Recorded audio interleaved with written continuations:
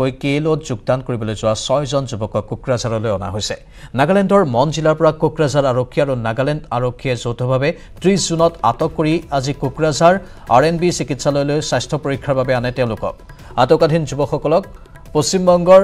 Upon Barman Tapas ৰায় মনোজ ৰায় আৰু কোকৰাঝাৰ জিলাৰ উত্তৰ চৰাইখোলাৰ বিষ্ণু বৰ্মন বিপ্লৱ ৰায় বিশ্বজিৎ ৰায় বুলি চিনাক্ত কৰা হৈছে এই আটকাধীন যুৱকসকল সম্প্ৰতি কোকৰাঝাৰ আৰক্ষীৰ জিম্মাত আছে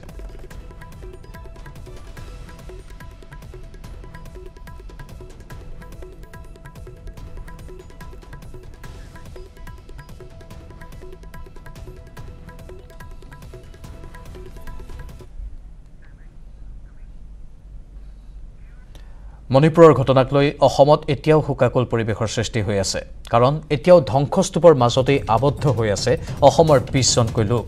আবদ্ধসকলৰ মাজত আছে 3 গৰাকী অভিযন্তা আৰু শ্ৰমিক আনহাতে অসমৰ 5 জনৰ মৃতদেহ উদ্ধাৰৰ লগতে আন 5 জনক জীৱন্তে উদ্ধাৰ কৰি চিকিৎসালয়ত ভৰ্তি কৰা হৈছে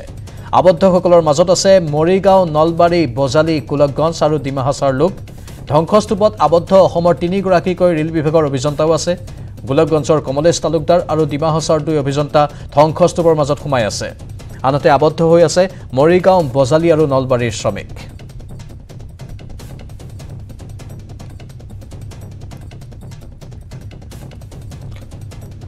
মৰিগাঁৱৰ বহুকেইজন শ্ৰমিক গৈছিল কামৰ তাগিদাত আৰু তেওঁলোকে কাম কৰি পৰিয়াল পোহপাল দিয়াৰ পৰিকল্পনা কৰিছিল কিন্তু হঠাৎ এই অঘটনটো সংঘটিত হ'ল আৰু এতিয়া পৰিয়ালৰ লোকৰ মাজত কান্দোনৰ ৰোল উঠিছে বহুতে নিজৰ আত্মীয় স্বজনক এৰি থৈ গৈছে সন্তানক এৰি থৈ গৈছে এমাদিমা সন্তানকো এৰি থৈ গৈছে ইহ সংসাৰত সেয়েহে এতিয়া একমাত্ৰ পুত্ৰৰ বা একমাত্ৰ আপোনজনৰ এনেধৰণৰ বিয়োগত হুকাকুল পৰিৱেশৰ সৃষ্টি হৈছে সেয়া লাগিলে পত্নীয়ে হওক বা পিতৃ মাতৃয়ে হওক বা পৰিয়ালৰ আন সদস্যই হওক সকলো এতিয়া কান্দোনত ভাগি পৰিছে আমাৰ সতীৰ্থ সাংবাদিক পৱনজ্যোতি ডেকা বৰ্তমান মৰিগাঁৱত এনে এজন ব্যক্তিৰ বাসগৃহত উপস্থিত আছে পৱন এতিয়া ক'বলৈ কাৰো ভাষা নাই কথা নাই হুকাকুল পৰিৱেশ কেৱল কান্দোনৰ ৰোল 2-3 দিন একেলগে আমি কেৱল কান্দোনৰ শব্দই শুনি আছোঁ সেই ঘৰসমূহৰ পৰা আপোনাৰ কাষলৈ গৈছোঁ আৰু জানিব বিচাৰিছোঁ বৰ্তমান আপুনি কাৰ ঘৰত উপস্থিত আছে নিশ্চয়কৈ প্ৰাঞ্জল আচলতে কোখতলি এই অঞ্চলত এতিয়া কান্দোনৰ ৰোল বৈ আছে কাৰণ প্ৰতি ঘৰৰ লোকৰ আচলতে যিসমূহ সন্তান ইতিমধ্যে ভূমিস্খলনৰ ফলত নিৰুদ্দেশ হৈ আছে আৰু কিছু আচলতে মৃত্যু হোৱাৰ খবৰো আহি পৰিছে আৰু তাৰ বাবে আচলতে সমগ্ৰ অঞ্চল এতিয়া শোকত ভাঙি পৰিছে মই এতিয়া উপস্থিত আছোঁ হৰমোহন ডেকাৰ বাসগৃহত আৰু ইয়াতো একেই ছবি আচলতে ইয়াত কোনেও কথা ক'ব পৰা অৱস্থাত নাই কিয়নো যিজন উপাৰ্জনকাৰী লোক তেখেতে ইয়াৰ পৰা এতিয়া নাইকিয়া হৈছে তাৰ ফলত আচলতে এনেদৰে শোকত ভাঙি পৰিছে এইখন ঘৰ আমাৰ লগত এজন যুৱক আছে তেখেতৰ পৰা জানিবলৈ চেষ্টা কৰিম আচলতে কৰ্মসংস্থাপনৰ বাবে ইয়াৰ পৰা ল'ৰাবোৰ বাহিৰলৈ যায় আমাৰ ইয়াত কিহৰ অভাৱ আৰু কি দেখিছে কি হৈছে ঘটনাটো আমাৰ ইয়াত দুৰ্নীতিৰে ভৰপূৰ জেগা কৰ্মসংস্থাপনৰ অভাৱে ফ্ৰী চাউল ফ্ৰী আঁচনি দি কুঙা কৰা এটা অঞ্চল অসমখনে এটা ফ্ৰী চাউল ফ্ৰী আঁচনি কুঙা কৰা অঞ্চল সেইকাৰণে হৰমোহন নিচিনা ডেকা আমাৰ দাদাজনে ইয়াৰ পৰা গৈ জেঙেৰা বৰষুণত ডিমাহাছাও নিচিনা জেগাত ভূমিস্খলনত এটা বেয়া পৰিস্থিতি হোৱা দেখিও পেটটোৰ কাৰণে আপুনি ঘৰ চাওক উন্নয়নৰ ক্ষেত্ৰত এখোজ বুলি কয় ঘৰ চাওক এতিয়া আপুনি লাভঙা পঞ্চায়ত ব্যৰ্থ লাভঙা গাঁও পঞ্চায়ত ব্যৰ্থ সেইকাৰণে হৰমোহন ডেকাদাই ইমান বেয়া পৰিস্থিতিত বেয়া পৰিৱেশত বেয়া এই বানপানী হৈ থকাৰ সময়তো গৈ পেলাই মণিপুৰ পাব লগা হৈছে দুখৰ খবৰ অসম এখন পনীয়া সোণৰ ৰাজ্য বুলি কয় পনীয়া সোণৰ দেশ বুলি কোৱা হয় বেলেগ এখন মণিপুৰত গৈ পেলাই কাম কৰিব লগা হৈছে তাকো ঘূৰ অৰণ্যৰ মাজত বহুত চিন্তনীয় বিষয় এতিয়া আপুনি চাওক ইয়াত যিমান সকল আহি আছে এয়া শুভাকাংক্ষী খবৰ ল'ব আহিছে কোনোবা আহিব নেতা পালি নেতা আহি পেলাই চেলফিখন দিব ফেচবুকত হোৱাটছআপত ইনষ্টাগ্ৰামত দিবৰ কাৰণে ভাল হ'ব কিন্তু এওঁলোকে চেলফি নোতোলে কিন্তু এওঁলোক যিমান আহিছে চেলফি তুলিবলৈ নাই এওঁ সঁচা হৰমোহনৰ শুভাকাংক্ষী মাক আছে এতিয়া মৃতদেহ নাই পোৱা মাকক এতিয়া কোনে সান্তনা দিব কেনেকৈ সান্তনা দিব কোনে দিব এতিয়া এই মাকগৰাকীক না খুব আছে সেইটো বুজি পাইছোঁ কিন্তু কথা হ'ল পৰৱৰ্তী সময়ত কি পদক্ষেপ আপুনি আহ্বান কৰিব চৰকাৰক পদক্ষেপ মানে এতিয়া আপুনি চব গোটেইখিনি দেখিছে ৰাস্তা ঘাটৰ পৰা আৰম্ভ কৰি ঘৰ দুৱাৰৰ পৰা আৰম্ভ কৰি এনেকুৱা আমি প্ৰত্যেকবাৰে খবৰ দেখোঁ বহিৰাজ্যত কাম কৰিব গৈ কোনোবা নিথৰুৱা হৈছে কিবা ঘটনাত দুৰ্ঘটনাত পতিত হৈ মৃত্যুবৰণ কৰিছে চৰকাৰক আহ্বান কৰিব বিচাৰিছোঁ ঘৰটো নিজে চাওক চৰকাৰে নিজৰ ফালৰ পৰা চবে বিবেক বিবেচনা থকা IAS SCS বিষয়া অসমত অজস্ৰ আছে এই মানুহগৰাকী নিজৰ মাক দেউতাক বুলি ভাবকচোন নিজৰ মাক বুলি ভাবকচোন এই মানুহগৰাকী নিজৰ বাইদেউ বুলি ভাবক নিশ্চয়কৈ মই মাকৰ সৈতে কথা পাতিবলৈ চেষ্টা কৰিম প্ৰাঞ্জল খুৰী কি ক'ব কি আহ্বান ক'ব চৰকাৰক কি শেষবাৰৰ বাবে কি ক'ব মোৰ আৰু ল'ৰাটোৰ মুখখন চাবলৈ অকণমান হেঁপাহ আছিলে হয়তো যোনটো লাষ্টটো খুৱাই দিয়ে হয়তো মই সেইটোৱে আনন্দ হ'লোঁ আৰু চৰকাৰকনো কি আহি কৰিবা এতিয়া যাওঁতে কি বুলি কৈ গৈছিল যাওঁতে কৈছিলে মা মই যাওঁ মই আপোনাক টকা 5,000 ভৰাই দিম 3 দিনৰ মূৰত টকা 5,000 ভৰাই দিলে ভৰাই দিয়াৰ পিছত তেতিয়া যোনদিনা সি মৃত্যু হ'ব সেইদিনা ৰাতিপুৱাই ফোন কৰিছে কৈছে মায়ে চাহ খালি না নাই মই বোলো এতিয়া গা ধুব ওলাইছোঁ লেট্ৰিনত গৈছিলোঁ মই গা ধুব ওলাইছোঁ তাৰ কৈছে মায়ে কি হয় চাহ খাবি মই বোলো খালি চাহ খাম এই বিস্কুট আনি নল'লে কিয় মই বোলো দে এইয়া যিকেইটা পইচা দিছিলি আৰু মই তাৰমানে বেলেগত খটাই দিলোঁ মই বোলো ভাইটি হ'ব দে মই বিস্কুট ভাল নাপাওঁ বোলে মায়ে তুমি ভাতকে সোনকালে বনাই খাবি মই বোলো হ'ব দে ভাইটি তই বোলে এতিয়া কামত যাবি নেকি বোলে মায়ে মই কামত যাম মই বোলো ভাত কেইটামান ভাত বনাইছে আমি খাই বৈ যাম গধূলি আকৌ কথা পাতিম দে মায়ে তাৰপিছত মই গধূলি লগাই আছোঁ নাই নহয় হয় আজি বোলো চুইচ অফ কিয় হৈছে তাৰপিছত আকৌ ৰাতিপুৱা মাৰিছে সেইটো কি বনীয়াকেইজনী পৰিছে দীঘলপুৰিত সিও মাৰিছে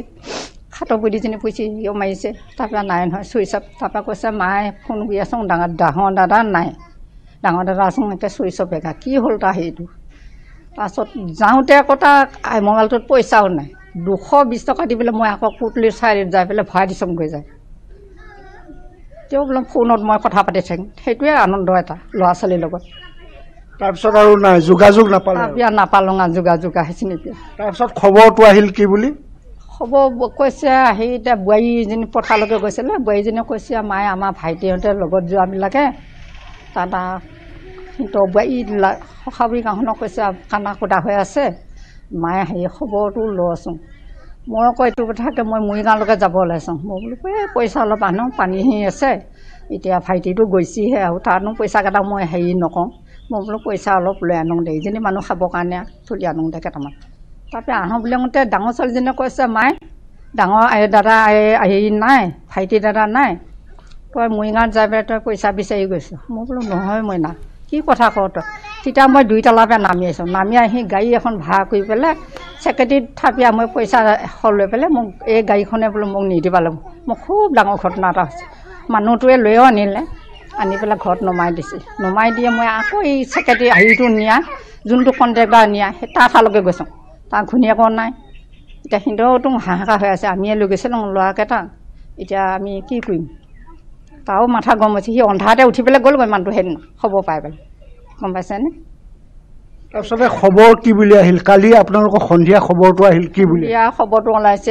লাষ্টটো দেখা গৈছে সেইটোৱে আনন্দ হৈছে মানুহটো আমাৰ ভালকৈ চাব মন আছিল কি হয় ভাগ্য ভাগ্য নিশ্চয়কৈ এনেদৰে এতিয়া মাতৃৰ আহ্বান আচলতে যিটো মৃতদেহটো সোনকালে ঘৰলৈ আনিব লাগে আৰু শেষ কৃত্য যাতে তেখেতসকলে সম্পন্ন কৰিব পাৰে সেই আশা মনত পুহি ৰাখিছে প্ৰাঞ্জল ধন্যবাদ পৱনজ্যোতি ডেকা আৰু এয়া হ'ল এগৰাকী মাতৃৰ মনৰ ভাৱ তেওঁক সোধা হৈছিল আমাৰ সাংবাদিকৰ তৰফৰ পৰা যে এতিয়া চৰকাৰৰ ফালৰ পৰা কি বিচাৰে তেওঁ মাত্ৰ এটা কথাই কৈছে মই বেলেগ একো নিবিচাৰোঁ নিজৰ পুত্ৰৰ মুখখন অন্তিমবাৰৰ বাবে চাব বিচাৰোঁ আৰু আজি মাতৃৰ বুকু সোধা হৈছে নিজৰ পুত্ৰক হেৰুৱাইছে তেওঁ এনেধৰণে প্ৰতিটো ঘৰতে এতিয়া শোকাকুল পৰিৱেশ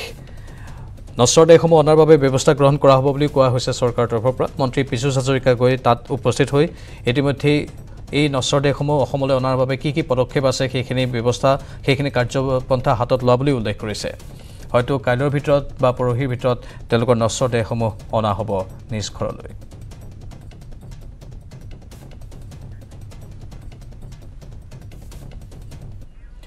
ননৈৰ খহনীয়াই তীব্ৰ ভাবুকি কঢ়িয়াই আনিছে টংলাৰ সমীপৱৰ্তী ৰূপাখাত গাঁৱলৈ খহনীয়াৰ ফলত বহু পৰিয়াল উচন হ'ল কোনোবা যদি পথৰ দাঁতিত আশ্ৰয় লৈছে কোনোবাই আকৌ চৰকাৰী ভূমিত আশ্ৰয় গ্ৰহণ কৰিবলৈ বাধ্য হৈছে গাঁওখনৰ যাতায়াতৰ একমাত্ৰ পথটো নৈৰ বুকুত হেৰাই যোৱাৰ উপক্ৰম হৈছে। বহু নেতাপালি নেতা আহি নিৰ্বাচনৰ সময়ত প্ৰলোভন দি ভোট ভিক্ষা খোজে, কিন্তু তাৰ পাছত পাহৰি যায়। এয়ে হৈছে ৰূপাঘাট অঞ্চলৰ ৰাইজৰ দুখ দুৰ্দশাৰ জীয়া ছবি।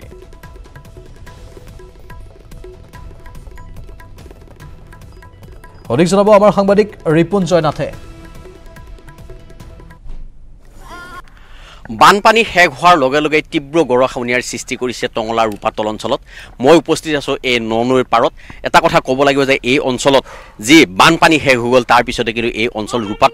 ৰূপাতল গাঁৱলৈ আচলতে তীব্ৰ ভাবুকি কঢ়িয়াই আনিছে এইবোৰ ঘৰ। কিছু মানুহ ইয়াৰ পৰা স্থানান্তৰিত হ'ল আৰু কিছু মানুহ কোনোবা দূৰ দূৰণিলৈ গুচি গ'ল। যিহেতু ইয়াতে বহু জাগা নাই, ঠাই নাই আৰু ঠাইৰ অভাৱত যিহেতু ঘৰ গৰাখহনীয়াৰ কবলত পৰাৰ পিছতে এইসকল মানুহ ইয়াৰ পৰা স্থানান্তৰিত হ'ব লগা হৈছে। এটা কথা ক'ব লাগিব যে ইয়াৰ কিছু দূৰত আচলতে এটা বালিৰ মহল আছে আৰু বালিৰ মহলটো ইয়াতে খান্দাৰ ফলতে এইদৰে আচলতে গৰাখহনীয়া হোৱা বুলি ৰাইজে অভিযোগ কৰিছে। মোৰ লগত কিছু স্থানীয় ৰাইজ আছে। কি ক'ব বাইদেউ, সমস্যা কেনেকুৱা? সমস্যা আমাৰ 1 নম্বৰতে সেইটোৱে, তাৰমানে আমাৰ মাটিবিলাক সেই বালি শিলবিলাক তাকে ইয়াৰ পৰা উঠাই লৈ যাই আছে আৰু আমাৰ ইয়াতে খান্দি থকাৰ ফলত আমাৰ নদীটো আমাৰ ফালে ইফালে বেছিকৈ দ হ'ল পানী খুব বেছি বাঢ়িছে। তাৰ কাৰণে আমাৰ ৰূপাঘাট গাঁওখন আজি যাওঁ কালি যাওঁ অৱস্থা হৈ আছে। আমাৰ বহুত মানুহৰ দুখীয়া মানুহৰ ঘৰে ঘৰে পানী সোমাল, মানুহবিলাকে ৰাতি থাকিব পৰা নাই, বেলেগৰ ঘৰে ঘৰে আছে। তাৰ কাৰণে আমি চৰকাৰক এটাই অনুৰোধ কৰোঁ যে আমাক এটা প্ৰটেকশ্যন দিয়ক। প্ৰটেকশ্যন শিলেৰে দিয়ে নে কেনেকৈ দিয়ে, মুঠতে আমাৰ গাঁওখনক প্ৰটেকশ্যন এটা দিয়ক। আৰু নদীৰ যিটো নোনাই নদীৰ যিখন দলং আছে, এই দলঙৰ ওচৰত কোনো ভালদৰে দলংখনৰ ওচৰতো ভালদৰে প্ৰটেকশ্যন নাই। তাৰ এখন LP স্কুল আছে আৰু ইয়াৰে পিছফালে এখন LP স্কুল আছে, ক্লাব আছে আমাৰ ৰূপাঘাটত। তাতে আজি যদি বৰষুণ আৰু যদি দিয়ে আমাৰ ৰাতিৰ ভিতৰত কেতিয়া উটুৱাই লৈ যায় তাৰ কোনো ঠিকনা নাই। তাৰ কাৰণে আমি চৰকাৰক সেইটোৱে অনুৰোধ কৰিছোঁ যাতে আমাক ভালদৰে প্ৰটেকশ্যন এটা দিয়ে, অতি সোনকালে যাতে প্ৰটেকশ্যন দিয়ে। এটা নামঘৰ আছে, তাৰে লগতে আৰু যিটো বালিৰ মহল যিটো আছে সেইটো যাতে ভৱিষ্যতে এতিয়া আৰু নহয়। তাৰ কাৰণে কি ক'ব দাদা, সমস্যা? সমস্যাটো ভাল হ'ব লাগে মুঠতে আৰু হৈছে। বানপানী আহিছে নাই? বানপানী পুৰা উঠি গৈছে। উঠি গৈছে। কিহৰ কাৰণে বানপানী হৈছে? বানপানী বালুৰ তলাৰ প্ৰব্লেম নাই, এইটো কাৰণে আৰু হয় ভণ্টি এগৰাকী আছে, আহিবা ইফালে। কেনেকুৱা সমস্যা? ইয়াতে মানে ৰূপাঘাটবাসীৰ এতিয়া সমস্যা বহুত হৈছে মানে এতিয়ালৈকে। ইফালে গৰাখহনীয়া খহি আছে বৰ্তমান। আমি কেনেকৈ থাকিম এতিয়া বৰ্তমানলৈকে? পিছত আমাৰ ভৱিষ্যত কি হ'ব? আমাৰ গাঁওখনৰ ভৱিষ্যত কি হ'ব? আমি কেনেকৈ বচাম এতিয়া আমাৰ গাঁওখন? এতিয়া আমাক মানে চৰকাৰে এটাই অনুৰোধ জনাইছোঁ যে ইয়াতে মানে এটা বক্সিং বা প্ৰটেকশ্যনৰ কিবা এটা দিব লাগে। কিহৰ কাৰণে গৰাখহনীয়া হোৱা বুলি? ইয়াতে